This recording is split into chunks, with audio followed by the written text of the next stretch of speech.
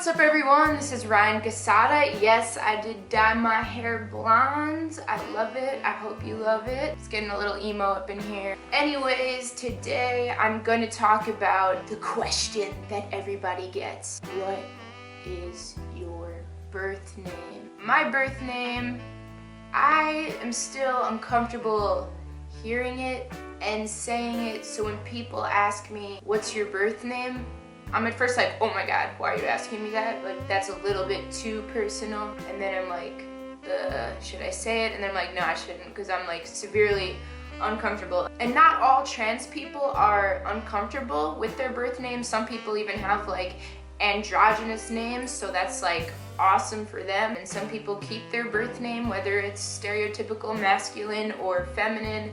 My birth name happens to be really, really feminine, so I wanted to change it to something that could be of any gender, which is why I picked Ryan. Anyway, when people ask me, what's your birth name? I respond, hey, I'm not comfortable answering that. I just tell them it's a personal choice not to disclose it, and that's it. Usually they're like, oh, okay, I'm sorry. Or they're like, but why? And then if they say, but why, I'm just like, it's a name that I associate with people not accepting my transition, because in the beginning when family members wouldn't call me Ryan, they would still call me my birth name, and I just developed this really big resentment against my birth name, and I didn't want to hear it because I was getting it from people that weren't supportive of me. So of course I don't like my birth name, and I don't want to say it, and I don't want people to associate me with it at all. And if that's how you feel too, that's totally fine. That's totally normal. You don't have to be comfortable with your birth name. And you don't have to tell people your birth name if you don't want to. I remember when I was about 14 years old and I was with